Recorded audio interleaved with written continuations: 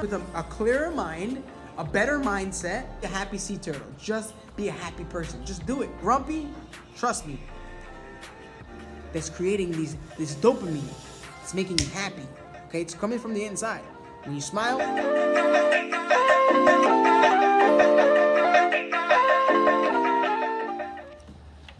Ladies and gentlemen, welcome to Sea Turtle Mindset, my readers. I am excited for the next chapter.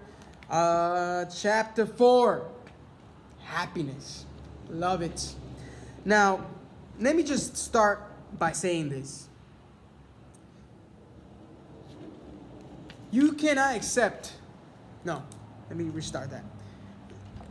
Your happiness is not determined by someone else's happiness. See, along my journey, I realized, wait, if you're not happy, that doesn't mean I'm not supposed to be happy. I can be happy and you can be unhappy.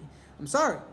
But what I learned is sometimes you can lead a horse to the water, but you can't force him to drink the water. Or here's another one. You can climb a tree, but you can't push a bear up a tree that doesn't want to climb it. What I'm saying by this is, look, it's simple. Our minds are binary. Either you're happy or you're not. Either you're positive or you're negative. What are you putting your focus on? What's your attitude? Yeah, I'm gonna be real. Can we be real here? That's what I want to do. And so, when it comes to happiness, sometimes you're gonna have bad days. Like the rain's gonna fall. Okay? And the sun will come out. So, remember, the sun will always come out after the storm. After it rains, the sun comes out and shines. So, it's really your perspective that you have to monitor. Okay? Because I'll be honest with you. And the reason why is happiness, it comes back to, it makes me remember the conversation I heard from Jim Rohn. He goes, see, life is risky. We're not going to come out alive. Being born into this world is risky. So why dwell on the negative aspect of life and just enjoy what we have instead of what we don't have? Enjoy what we have, be grateful for it, and we'll have more. So if you're not happy right now, really you have to evaluate yourself and ask yourself those questions you've been avoiding. What doesn't make me unhappy? Is it my spouse? Is it my weight? Is it my job? And here's the thing. You can change that. It's a simple shift of mindset. Okay, I'm sorry. You married the wrong person. Change it. Don't stick with it because you think it's the right thing to do. Why would you do that to yourself? How about your job? If you hate your job, quit. There's more jobs. It's not the end of the world. You're not going to die if you quit your job. Okay? So happiness really comes from within. Comes from with you. You know, you have to be grateful for the thing. You can make yourself happy. For me, for example, you know what makes me happy? Playing soccer. When I'm having a bad day, I'm going to go play some soccer because I know that's going to make me happy. You know, maybe the things that made my day a bad day, they don't go away. But now I'm coming back with a clearer mind, a better mindset of how to handle the situation. So, let's dive in. And it goes, the first thing I say is just be a happy sea turtle. Just be a happy person. Just do it.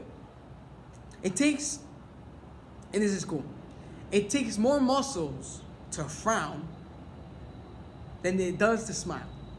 And in fact, when you smile, it creates endorphins. Naturally. Smile. That was one thing I learned from door knocking, right? When I would go knock a door, if I went up to you, right? If you're the homeowner, and I go up to your door and I'm frowning, you can feel it. You can feel that energy. You can feel it. You can feel when someone's lying to you. You can feel when someone's being fake with you. You can feel when someone's very happy and you're just like, why are you so happy? Just because I'm so happy. So, If you're frowning and you're grumpy, trust me, smile. Even if it's fake. Till your cheeks hurt. And trust me, it'll change your attitude. Believe me, look, it got me smiling, it got me laughing. Trust me, it'll make you feel some type of way. It's making me feel better right now. So, with that being said, let's just jump right in. Just be a happy person. Just smile. Here's the thing. The other day, I was having a bad day, and I was like, you know what? I'm just going to smile. Even though I don't want to smile, I'm going to smile. Take a deep breath. Let it out. And my mindset changed. And I started feeling better. And I started thinking clearer. Because this is what happens. When you let your thoughts cloud your mind, you can't think straight. So you have to let go, breathe, smile, and you start to think clearer. Okay? So, in the chapter, he's swimming. He's gone from the he's still swimming in the middle of the ocean. He's a little lost because he doesn't know where the Panama Canal is. He just spoke to Zamarat. Zamarat led him to the direction. He said, keep going that way. He keeps going, and he ends up finding a school of fishes. Starts cleaning his back of his shell, and he finds himself in coral reef. And in the coral reef, he notices a different turtle, right? A sea turtle. And this one happens to be Sophia. And the reason why I chose Sophia, because if you Google, the meaning of Sophia means wisdom, or to have wisdom. So Sophia, his name is Sophia because it means to be wise. And he tells her about him fighting a shark and how he's been on his way alone, traveling from Hawaii, and his mission is to go to St. Helena, and he wants to go to the Atlantic Ocean, and he wants to know where the Panama Canal is. So she tells him where the Panama Canal is, but along the way, they start talking about happiness. And she goes, happiness comes from inside, not from the without, or not from the outside. So happiness comes from inside, not from the outside at all. So let's say, for example, ice cream makes you happy, right? When you look at ice cream, the ice cream has to come inside first to make you happy, right? So it's coming from inside. When you look at me licking ice cream, when you lick the ice cream, it's coming inside, and these endorphins, your brain starts sending these neurotransmitters to create endorphins to make you happy because you're eating ice cream. But it's your brain that's creating this dopamine. It's making you happy. Okay, it's coming from the inside. When you smile, you naturally create it. So it's coming from the inside. It's not from the outside. And a lot of people get confused with that. See, the only thing that's truly important, it says here, is how we control our emotions and how we feel inside, not what others perceive to see on the outside. See, a lot of times people see me and they think I'm having a wonderful life. Little do they know, I go through a lot. But guess what? It's how I react to it. Okay? And here's the thing. You have to be able to control your emotions. See, you can't control the things that happen outside.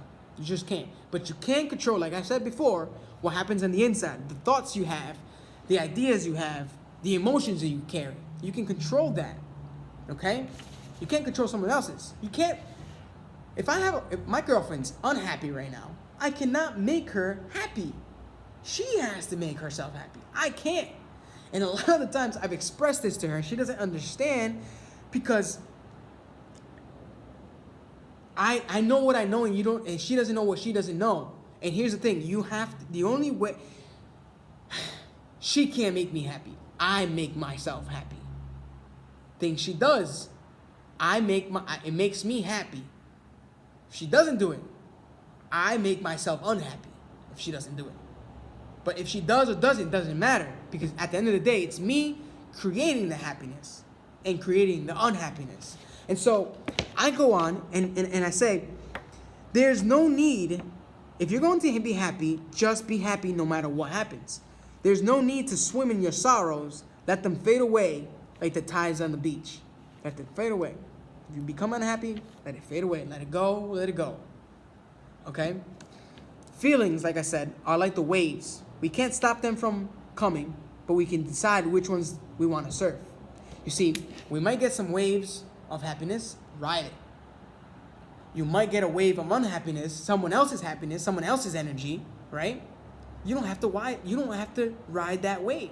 You don't have to take that class, like Jim Rohn used to say, right? If you know that route makes you unhappy, don't take that class. If you know this route makes you happy, take that class. It's that easy. It's choice. You have the choice to be happy and to be unhappy. Choose to be happy. It's very common sense, but it's really coming down to decisions that we make. And we grow up to be indecisive. And I'll tell you why.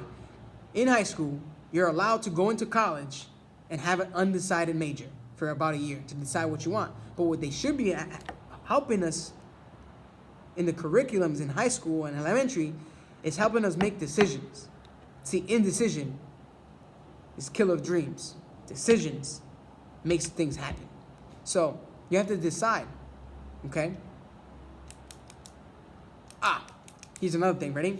So, ideas are amazing, okay? And see, how can I make this, I'm gonna put this in an analogy, okay? When you feed an idea of any kind, positive or negative, okay? When you feed a positive one, it just grows to be more positive. If you feed an idea to be happy, if your idea is to be happy, and you feed it to be more happy, you feed good stuff to make it more happy, like doing the things you love to do, like playing soccer, playing a flute, playing an instrument, going out to eat, going out with your friends, going out with your girls, going out with your family. If those are things that make you happy, do more of those things to make you happy. But when you start doing negative things, it's like feeding seagulls. And when you feed a seagull, a flock of them come. So if you feed a negative thought, a flock of negative thoughts will come. And now you're clouded. You don't want to be clouded. So don't feed those ideas. Pluck them out of your mind. Throw them out. That seagull, shoo it away. Stop feeding it. Because if you keep feeding the seagulls negative ideas, a flock of them will come. A flock of those ideas will come. And sometimes your thoughts are not even your thoughts. And you got negative thoughts. And you're like, where is this coming from? Because you're feeding negative ideas. So stop feeding them. Just cut it. Nip it at the butt. When you feel something negative, cut it away. And sometimes it's people. I'm sorry. You have to cut some people off. Sometimes. That's how it is. I've cut that. I've done it. And it sucks. But it was good for me. Because every time I hung around with this person, they would just drop all the baggage on me. I'm like, dude, come on. I got my own stuff to worry about. Why are you throwing your stuff? But here's the thing. You can help them. And the best way to help them is by cutting them off.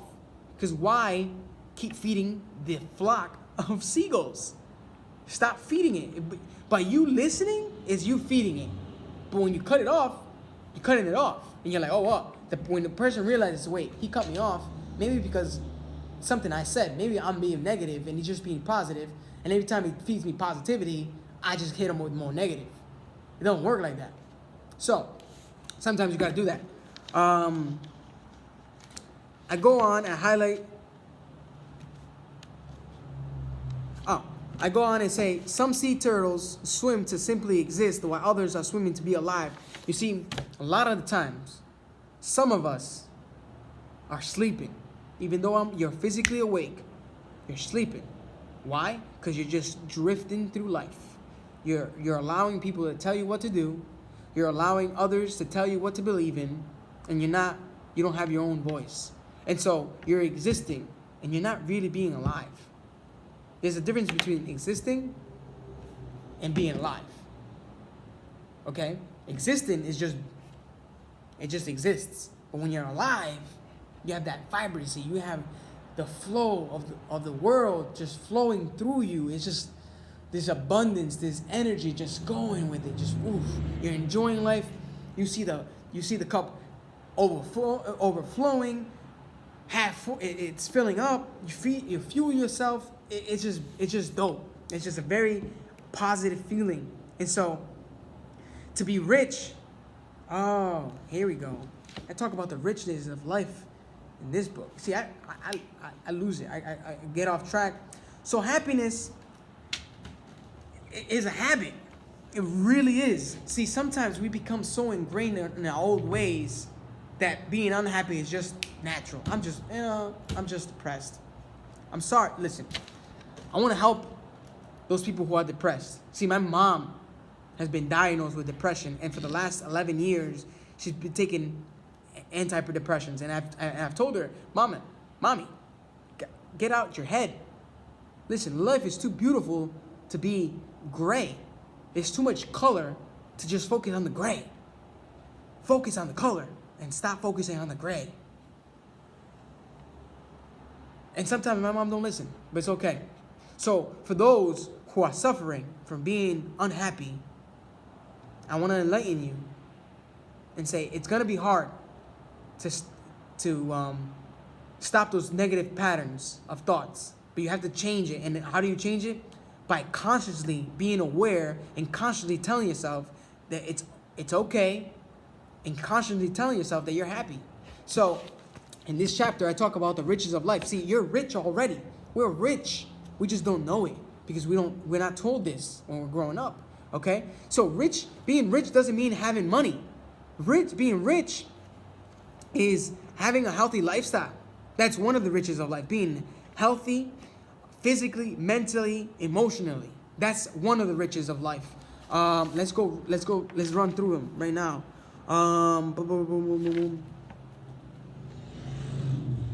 You're already rich. Traveling the world is a richness. Traveling all different parts of the world is you being rich, because different cultures make you more rich. It makes you more grateful. Okay? We gain a positive mental attitude when we realize to appreciate what we have instead of what we don't. When I went to a third world country, I noticed they didn't have what I had, but they were more happier. See, I went to Guatemala to build a septic tank for a school project in a third world country in Guatemala, and in a third world village in Guatemala that didn't have a septic tank. But I saw kids that didn't have shoes playing soccer in the streets, having more fun than when I have soccer shoes here in the States, playing soccer in the streets. So it really made me appreciate more of the things I had than the things I didn't. And it gave me a positive mental attitude. So that's one of the riches. Keeping healthy is the second richness. Being healthy, being physical, be active. Listen, go outside, do something, get off social media. Yes, you're watching YouTube, but I'm encouraging you, when you watch this, go do something for 10 minutes. Please, be active. Do something active, okay? The third rich of life is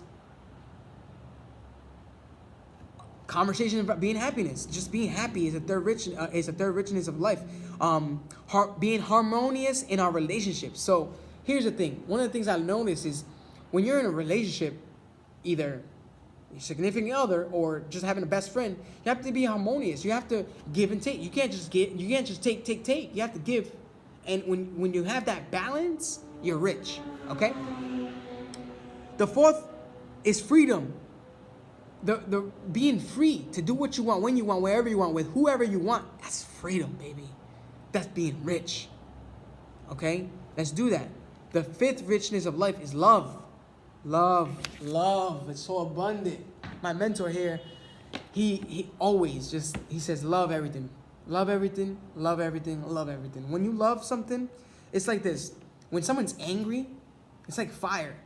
And when you love on them, they just change. Why? Because it's like putting out the fire with water. Water is like love. Anger is like fire. Have more water in your life. We're made out of 80%, 70% we're out of water. And they did a study. I'll do this really fast. There was a study done by what's his name? Dr. Emoto. He did a study. He took 3 glasses of water. On the first glass, he loved it. He prayed on it. He said beautiful things to it. Then he froze it, took a sample. Then he did the normal one, didn't do nothing, just left it there, didn't say anything to it. And in the third glass, he said nasty things to it. He cursed it. He said it's ugly. He said mean things. Took samples of all of them. Underneath a microscope, he noticed that the one with love had a beautiful molecular structure that looked like a snowflake. Beautiful. The other one, the normal one, it was plain, simple.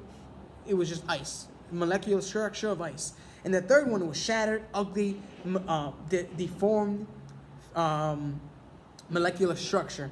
So you notice how love has a beautiful molecular structure. Go Google, go YouTube this study in Dr. Emoto's water tests, and it's all about the frequency. It's about the vibrations that you come out with. See, when you speak, you're sending out frequencies and vibrations to the universe and to the water. So if we're made of 70% water, just imagine your self-talk that you have every day. If you say, I love myself, I love myself, I love myself, I love myself, I love myself, I love myself, even when you don't love yourself, your body will start to begin to love itself.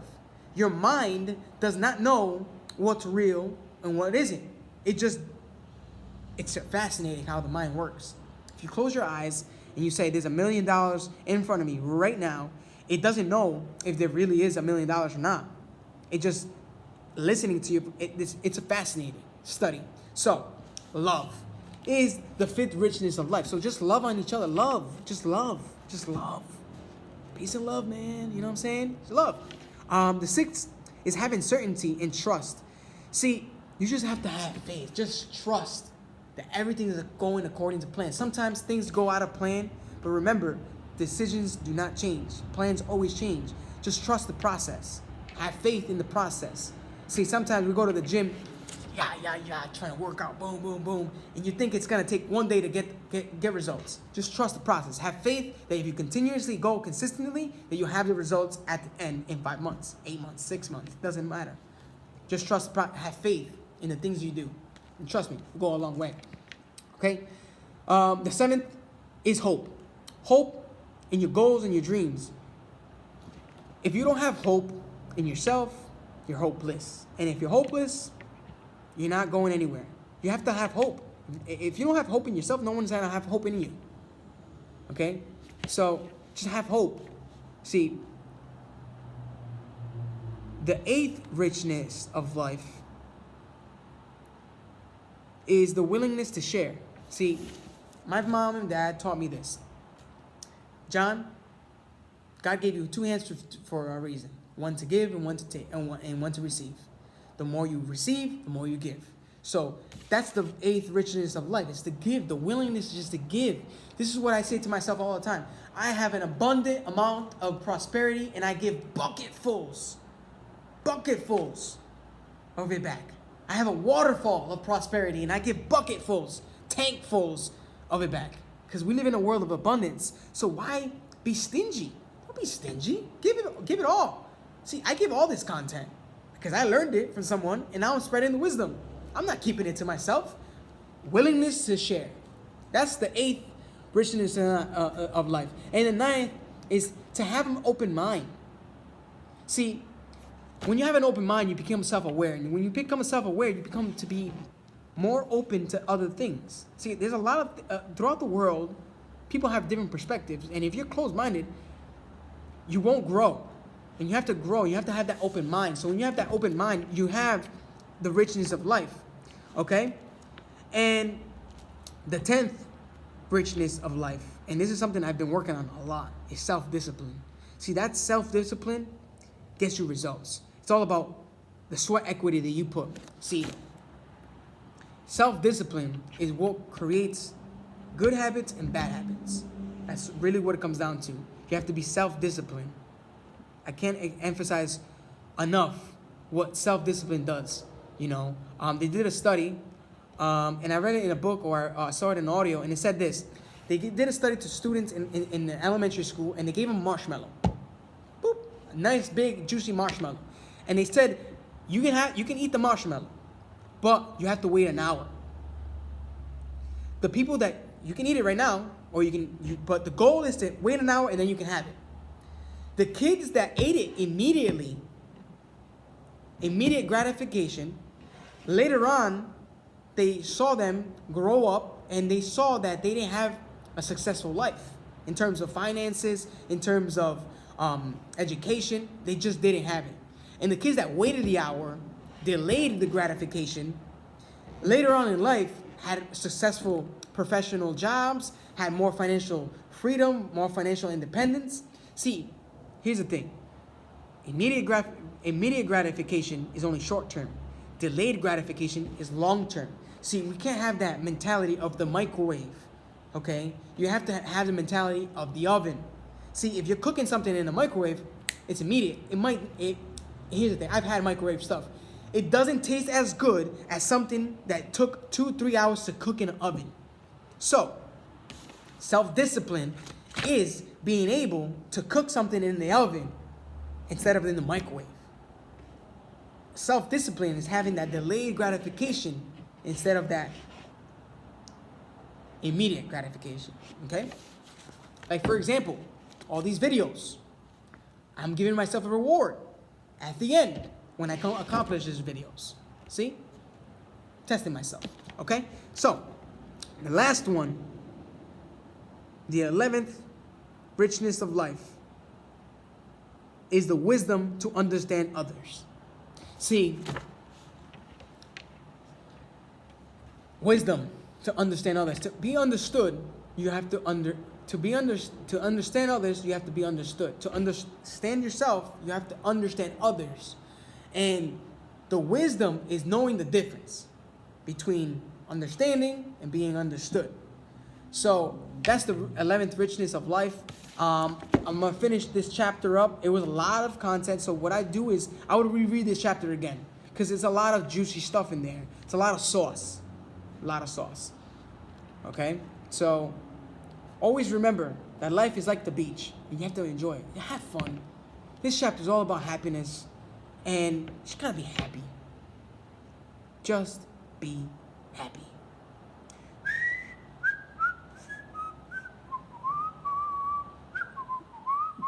Song, just be happy.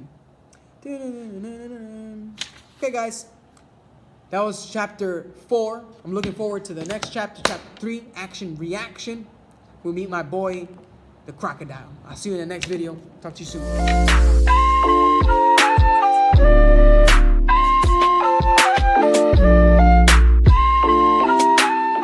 see you in the next video.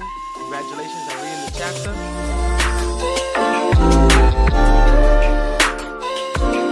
Congratulations on watching chapter 4 and definitely reading it. I'll see you in the next chapter. Subscribe right here if you haven't already done so. And remember, spread your wisdom. Leave your comments and concerns. Definitely, I want to know what you're thinking about the chapter. Any enlightenments that you got or any messages that you want to spread as well. With that being said, I'll see you in the next chapter.